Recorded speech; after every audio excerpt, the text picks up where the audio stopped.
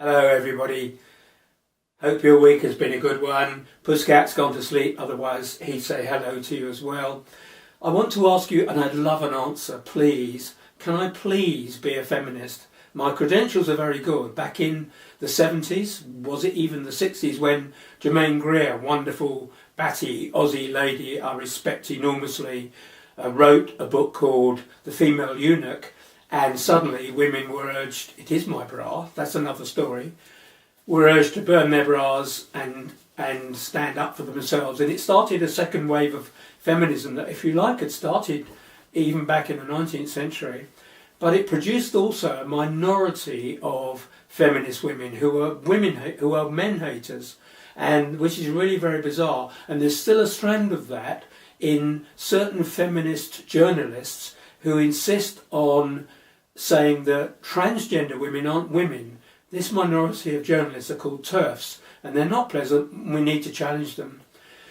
But can I tell you, we're nowhere through with mastering the issues of equality, whether it's domestic chores in relationships, whether it's the glass ceiling and the pay gap of women rising to the top of FTSE 100 industries, or whether it's just ordinary hourly paid people.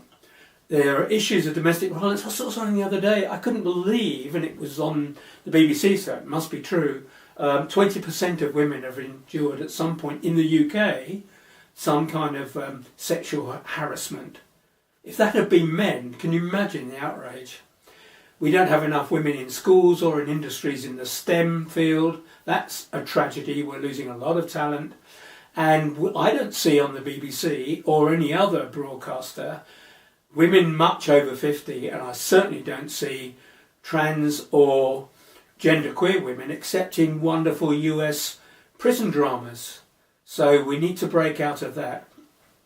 About a month ago or so, I may have told some of you already, I had the privilege of meeting Jo Swinson, the MP for Women and Equalities, talking about the scheme that Emma Watson is fronting called He for She. In the middle of the conversation, without any prompting from me at all, she used the expression white male heteronormativity. And I thought, yeah, go girl, you speak the language.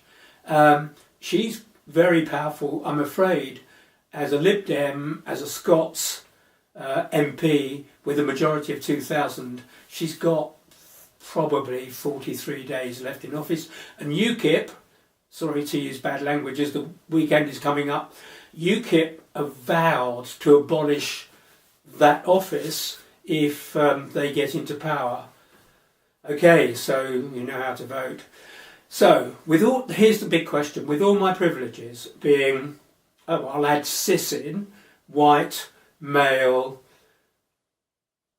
middle class, educated, financially comfortable, can I, with my privileges, still help and still be a feminist? And I've got an idea where I could be. I urged a couple of weeks ago, you may have seen, I urged the BBC to finally get rid of Jeremy Clarkson. He's gone. So now they're looking for a replacement, and the only people being discussed are other white males, not quite as blokey. And I understand the need to have a blokey presenter, because Top Gear gets to parts of the UK that no other part of the BBC output does, namely white, working class, blokey males. It's the only thing they watch, some of them, on BBC, the research shows. But how about this? What we need then is a eco-feminist who understands and knows about cars to pair up, to triple up with two other presenters, because I think the rest of the team is going to go as well.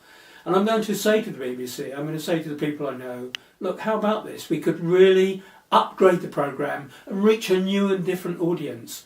The trouble is, I don't know any feminist eco-warriors.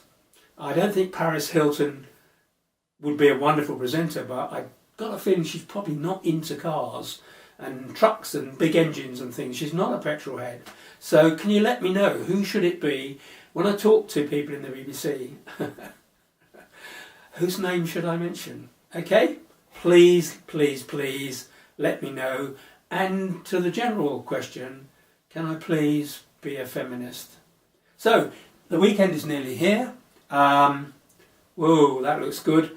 And I wish you well. Have a lovely time. The sun here in Kent is shining and it's looking good for most of us.